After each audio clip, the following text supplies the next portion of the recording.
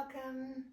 Today's video is going to be all about how to repattern our forward folds to work with some very common hamstrings injuries, but also what we call yoga butt, which is an inflammation on the attachment of the tendons of the hamstrings to the ischial tuberosities or sits bones. So a lot of the yoga classes have very many forward folds, and most of the cues that we have established in yoga are for stiff male bodies. And if you are in a more mobile or even hypermobile, in even female body, then a lot of those cues can lead to aggravation of overstretching actually the muscles in the back of our hamstrings as well as sits bones. So a lot of people have pain, and it's not talked about often enough. And I'm one of those people. I've had both yoga butt, so tendinitis, as well as some torn hamstrings along the way. And I've learned to repattern some of the forward fold movements, both wide legs as well as the legs out in front, classic forward folds. And so we're going to look at some movement patterns that we can correct the tendency for us to load the hamstrings too much, as well as some of the things that we can do to strengthen them. So it's going to be a quick video tune-up, and I hope you enjoy. So let's get started on all fours. 2 blocks is always handy. Blanket never hurts, especially if your butt is actually hurting. So if you just acutely injured your hamstrings, of course, and your tendons, make sure you take rest. We want that inflammation to go down, but then once it's healed to some degree, it's good to start moving so that body doesn't get afraid of those movement patterns, because then once it becomes a little bit more psychosomatic, then it's hard to get out of. So let's move with joy in new ways of new patterns that we can have a sustainable practice. Okay, so like I said, on fours. And take a moment to spread your fingers, arrive here on all fours. And we'll just take some easy cat-cow. Inhale to open the heart, and exhale to round the back. You can take a few of those.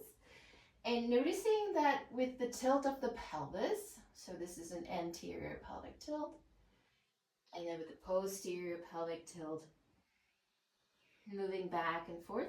So when I drop my belly and open the heart, my sits bones are going to go up, and that will lengthen my hamstring.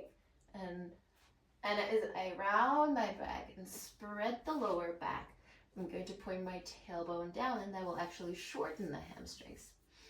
So when we have a tendency to overstretch the hamstrings and the tendons in the backs of the thighs, then one of the first things is to keep a sense of length through the lower back. So that's something that I have painfully learned through many years of practice.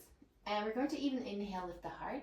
And as you exhale, round the back and press back a little bit. This is something I do a lot with the pre and postnatal students. Inhale again, lift the heart. And as you exhale, you can round and spread. And so this almost becomes a core exercise. Of course, the more we can spread the back, the more the front of the body shortens, or the other way around. The more we can shorten the front of the body, the more we can spread the back. So let's just take a few more of these. Another thing, of course, people with lordosis, so that means with an arched back when they're naturally standing, are also more prone to these kinds of hamstring injuries. And like I said, female bodies, especially if you've gone through pregnancy, which has so much weight in the front of the body, which will arch your back, as well as postnatal, you're constantly standing around, holding the baby. Of course, men do too as well, but the female pelvis is generally a little bit more prone to that kind of lordosis. So spreading here, take your time, good. And then let's for a moment grab a block and place it between the thighs before we go into a downward facing dog. So squeezing the block, tucking the toes under, and then lifting the hips up and back without having to fully straighten the legs. Good. And the block in between the thighs helps us to, not do this one. So there's a sense that we want to hug the block and almost keep the sits bones together. So my butt is slightly active, and as opposed to widening and opening the sits bone, which again going to put me into lordosis or an arched back, I'm going to squeeze the block, sits bones come together, and almost rounding back. So you probably have heard sits bones up and back, downward facing dog, which is true until you are back. And then if you have issues with your hamstrings, then maybe reverse that almost a little bit. Squeezing the block, sits bones come together, belly button pulling in and up, and you never have to straighten your knees. That's another area when we extend the legs, obviously we're going to load the hamstrings more, so keeping a slight bend in the knees, hugging the block, butt is active, belly button towards the spine. Good, so that's your near downward facing dog. If you're dealing with these issues, can come back onto hands and knees. Good, let's just move into child's pose for a moment to release, forehead down, can release your hands, and here again, breathing into the lower back. If you have a tendency to do a super wide knee down dog, which again has a tendency to arch your back, if it's possible for your hip socket, see if you can play around with child's pose with the knees close together. It's also hard for me. My legs don't like to do so much adduction, bringing the legs together, but I'm going to use my hands to really press my sits bone back, round my belly, so that I'm a little bit more compact. My sits bones are not all the way towards the heels, but that's my intention. Spreading the space here, lower back. Good. Wonderful. And then let's slowly come back onto all fours. And then we'll activate our hamstrings a little bit more. So if you have a block, with these leggings, I'll have issues with these slippery cork blocks. So I'm gonna use this one and bite it between the thigh and the calf.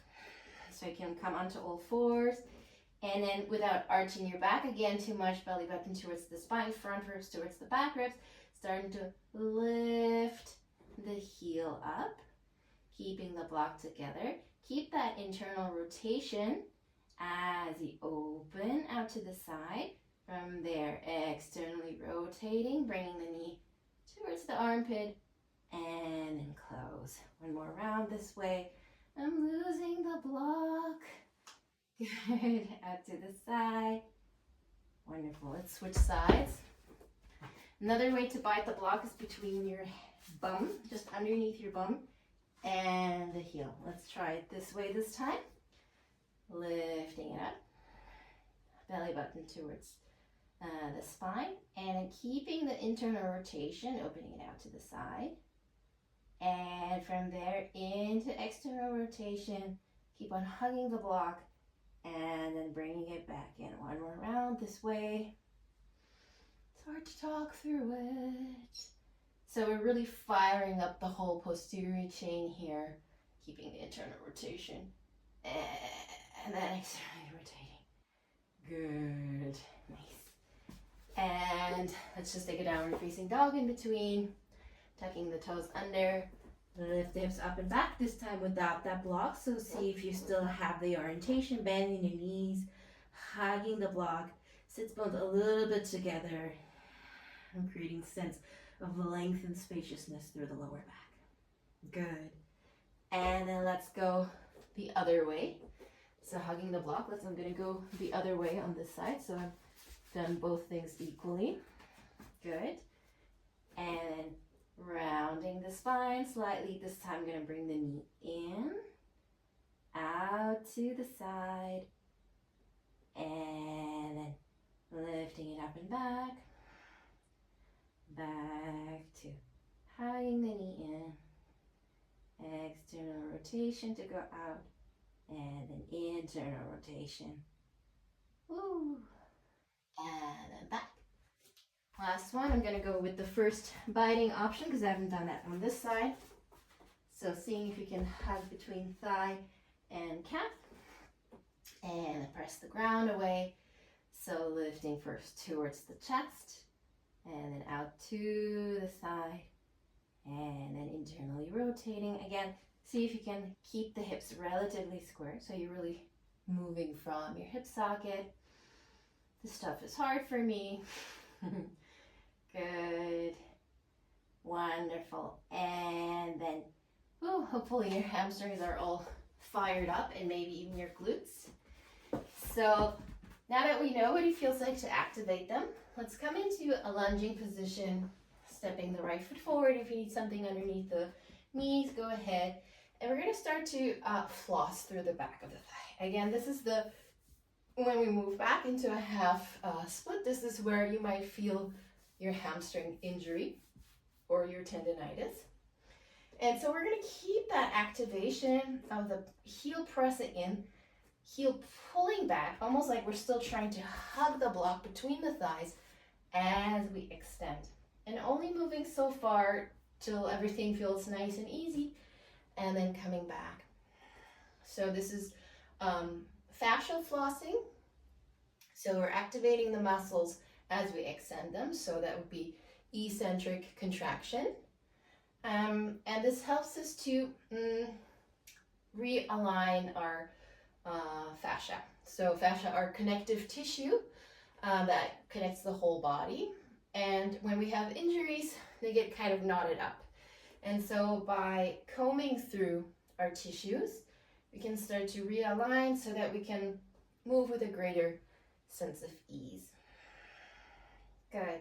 And again, you don't have to fully extend the knee if you have a tendency to just let your knee drop. See if you can keep that activation, still holding an imaginary block between your knees and the thighs. Good.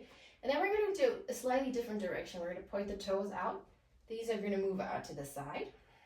And then back. And just noticing, in yoga, we don't forward fold in this direction so much. So this would be, if you were doing ballet, it would be folding forward in a first position. And so that means we have 3 hamstrings, and quite often we only target one of these. So this helps us to extend other parts of the hamstrings, allowing us to load the hamstrings a little bit more evenly. Good. And then we're going to simply switch sides without much ado, stepping the other foot forward. And then back and forth. And once you have the movement pattern down, really pressing the heel into the floor as you drag it back.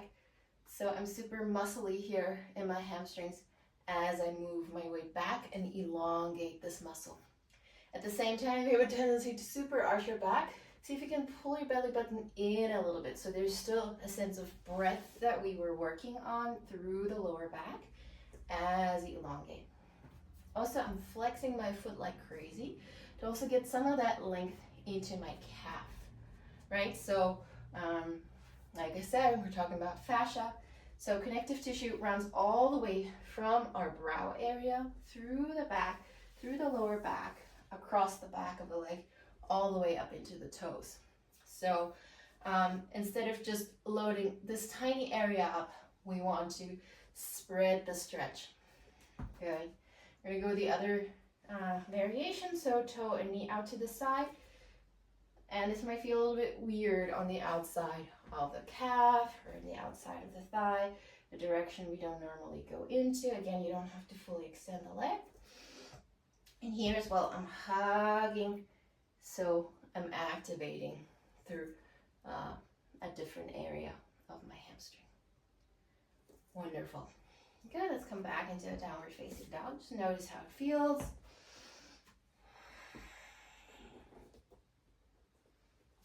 Again, never have to straighten the knees, especially if you're working with hamstring injuries. And if you have a tendency to arch your back and spread your sit bones, hug it in. a first classic standing forward fold, so as many steps as you need to get there. And let's start in a halfway lift for a moment. Good. And I'm doing Iyengar yoga now. There's a lot of talk about concave back to begin with, which again, the intention is to help people with a stiffness to get into the sense of tilting the pelvis. If you, however, have already tilted your pelvis enough, see if you can point your sits bones towards the backs of the knees. So it's almost like my bum is activating to make the backs of the legs a little bit shorter. So the lower back can spread a little bit.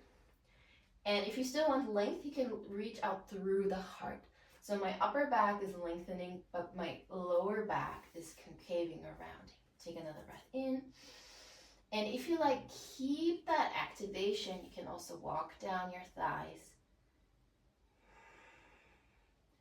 So far as you can keep all of that awareness. If you also have a tendency to lean back a lot, see if you can come forward a little bit more so you're loaded onto the toes or the weight is equally distributed. And now I'm super active. Good, let's come all the way up. You can bend your knees a lot. Tailbone points up. And my legs are firing up as I come up. And as I exhale, let's come into Tadasana for a moment. So our Tadasana already is super telling, right? I'm also currently working on realigning my pelvis. So with the feet hip width, we have a much easier time of reaching our tailbone down, creating more space to the lower back so that we can lift the chest up and actually stack it on top of the hips. So my butt it's not so much about squeezing my butt to push my hip forward. My butt in this situation is relatively easygoing, but I'm using my deepest inner core muscles to create some length here. Ribs hugging in, nice. And then let's see if we can keep the sense of tailbone descending, all of our sits bones going towards the backs of the knees as we start to fold. So my core starts to engage. Good. Wonderful. Coming into your halfway lift. Lengthen through the heart, but not so much through your lower back. And then it's time to ground your fingers. If at some point maybe you have to bend your knees to feel pain-free. And then back into, let's stay forward. Let's come into Malasana for a moment. Open the toes out to the side. And then round. Good. And the cue we hear often is press your elbow into the thighs, thighs back into the elbows to lift your heart, which is good. As always, you can place something underneath your heels. You can also sit up on a block. Doesn't really matter. But for today, let's round. You can keep your hands forward or you can wrap your arms back. Again, we want that space through the lower back. If you have a job where you're standing and you have some of that arched back, the tendons and the tissues, the fascia here in this area really takes time to widen and spread so that we can give some more slack into the hamstrings, right? So that it doesn't pull right away from the tendons or the hamstrings, but we have the whole posterior chain to pull from. Excuse me. And then let's come back into a downward facing dog. We'll take it through one flow. So let's inhale, find your down dog, nice and aware, three-legged. Another position where you might just be, kicking everything up, really unaware. You're in a lordosis and you're really, really pulling on the standing leg hamstring. So for these purposes, maybe you can keep your hips square and still get the sense you can bend your standing leg, left leg, right leg in this case can be long. It doesn't have to also go high, getting a sense of containment as you practice. Good, let's step the right foot forward. Come up into a high lunge for a moment, inhale. Good, and as you exhale, let's come into pyramid pose. So I'm gonna take some blocks. so I have a little bit more length. And again, if you have a tendency to just arch your back here and fully extend through the hamstrings, if you have an injury, maybe you can bend your standing leg a little bit.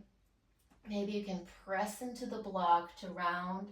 If you want to get a little bit more length through the calf, you can flex your foot and just work here. And maybe as you change the pattern, there's some more length that happens. You know, you might feel it like right now, I just mostly feel it in the calf. Or you might start to feel it in the back. So see how you can play around with shifting.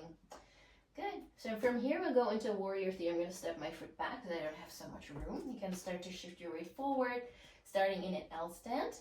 And again, you can soften your standing leg so you don't overstretch here. Back leg also nice and active. And I also have a tendency to arch my back here. So see, while you're in your L stand, how much you can start to broaden through the back, how much you can round through the center. And then I also feel my back leg a little bit more. Maybe keeping that as you reach your arms out to the side, backwards, any arm variation. Good. And then I, much more than when I'm here arching my back, if I really curl in, this leg is so much more active. Good. I'm going to slowly ground the back foot. I'm going to come up, inhale, through starfish into a wide-legged forward fold. Probably one of the biggest culprits for those kind of hamstring injuries. So if you have a tendency to point your toes inward, this is going to widen the sits bones to begin with. So make sure they're parallel, or even tiny but slightly turned up, but just a tendency. Parallel is enough. Okay. I'm going to use blocks so I don't go deep right away. Again, your knees can be slightly bent. And as much as I'm pulling my sits bones back towards the backs of my knees, I'm also hugging the legs towards one another. Imaginary block here. Inhale, lengthen. And as I exhale, like I'm getting sucker punched so that I can really tilt and fold forward from the hips, as opposed to, you know, I don't want to do this.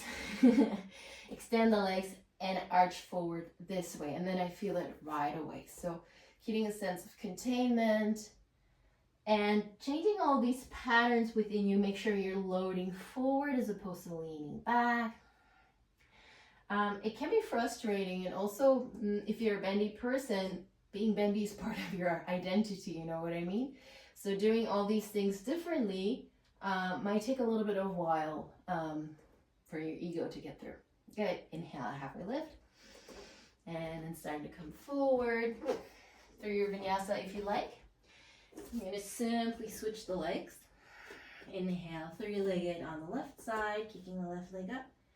And again, if you have a tendency to just throw it up, maybe squaring the hips. Standing leg can be soft, back leg can be nice and active. Hollowing out a little bit more, and from there, stepping your left foot forward. Going to come up into a high lunge for a moment. Inhale. And then exhale, moving towards your pyramid pose with or without blocks. I'm going to keep my back heel lifted for this one. Standing leg, again, can be slightly soft. Rounding as opposed to spreading your sits bones. And again, I'm going to flex my foot and see where that takes me. And also, if you have a tendency to let your hips slide, pull left hip back, right hip forward so the hips are compact. And all of these small adjustments can help you to load the hamstrings and all just the whole posterior chains a little bit more holistically. Inhale, halfway lift. And as I exhale, I'm going to step my left foot back a little bit to come into an L stand.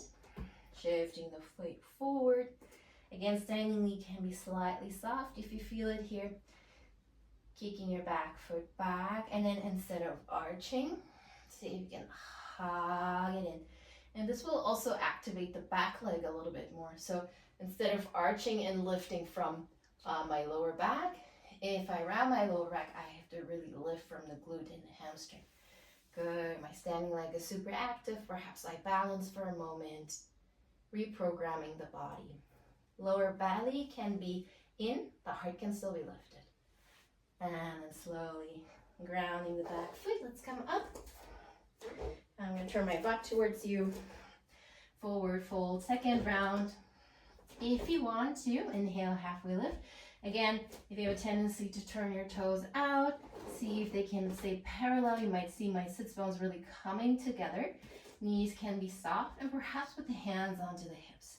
So you don't have the sense of having to reach, and maybe working a little bit more sense of curling.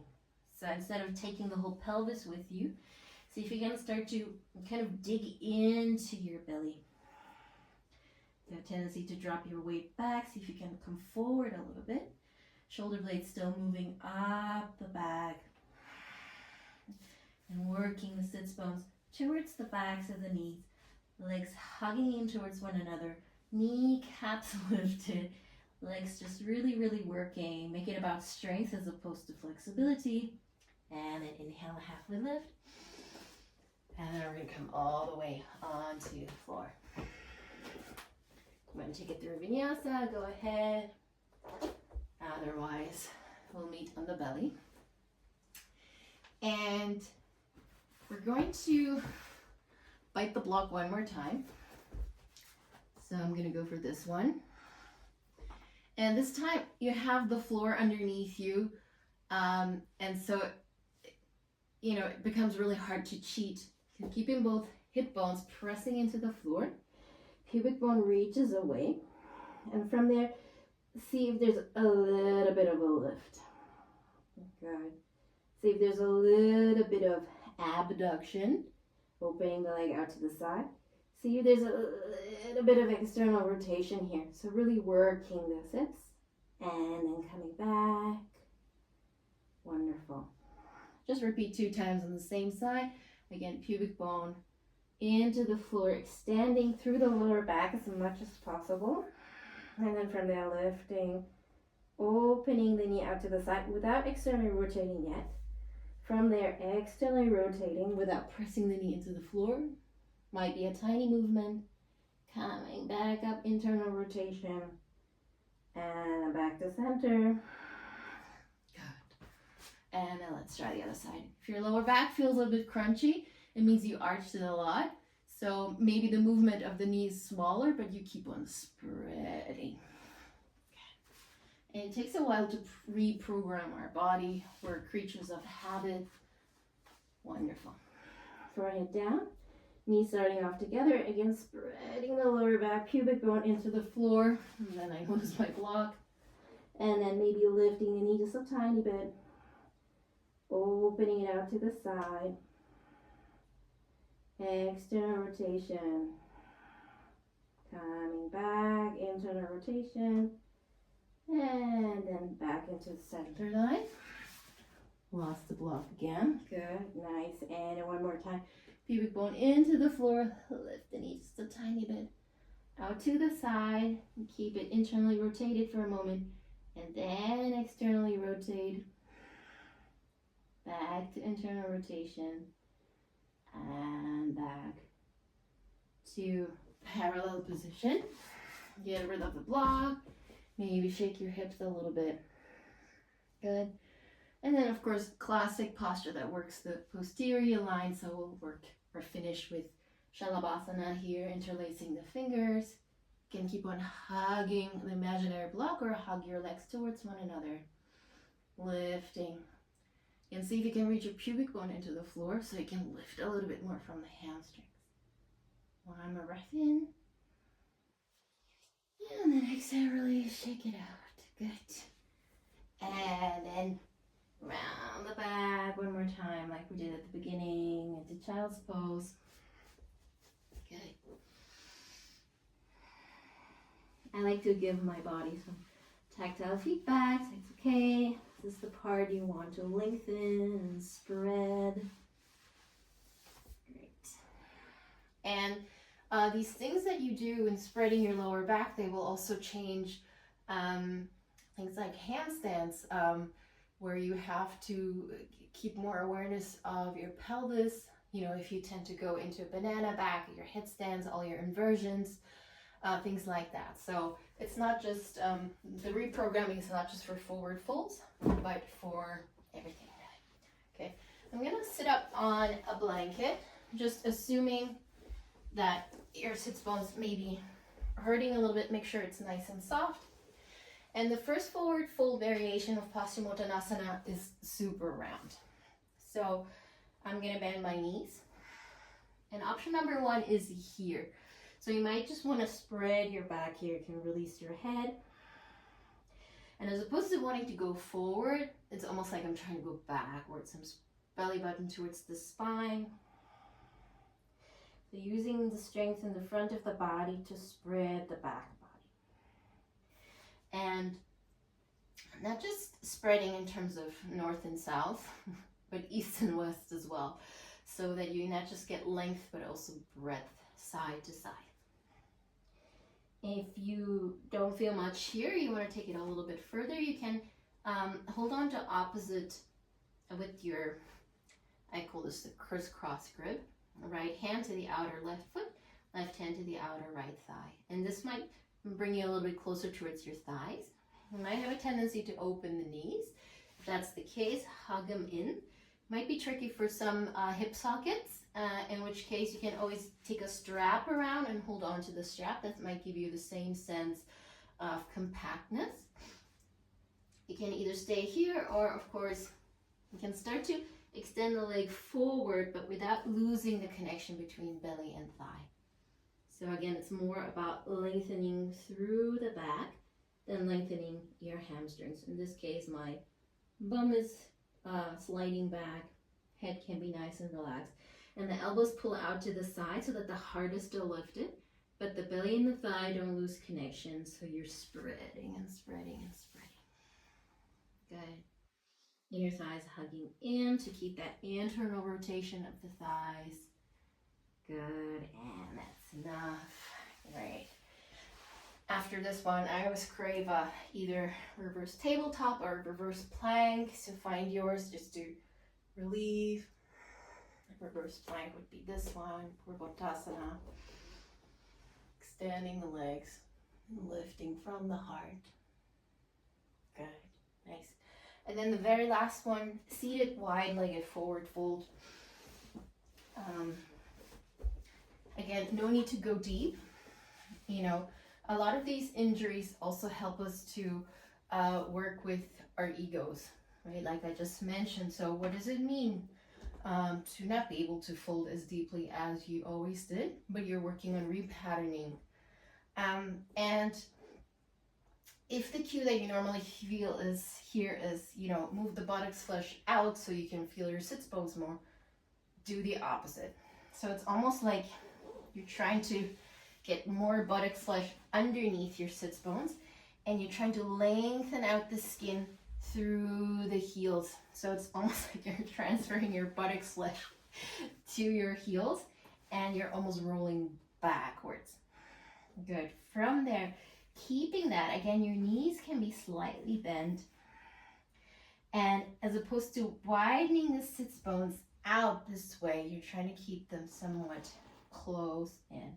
And then finding that hug, toes still pointing upward.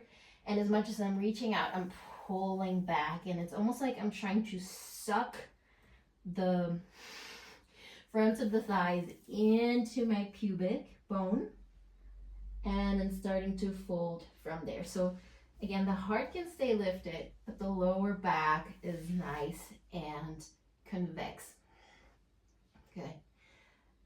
It might look a little bit weird, probably not as sexy, but you're really working on the strength, and I'm pressing into the floor and I'm hugging everything in. So it's almost like you're just working on the strength while you're moving into your range of motion, you know? And you can also see if you can make these things find your active range within that. So, you know, doing things like this to match your end range of flexibility with your active range. I can do another video on that, but for now, you can start to slowly use your hands, maybe windshield wiper. And I'm going to say goodbye to you now for the sake of this video, but you can take a little shavasana, see how your body wants to digest this new information. There was a lot of maybe unfamiliar cues, maybe even opposing what you've heard so far in your life. So take a moment to integrate that, and I hope to see you soon. Thank you.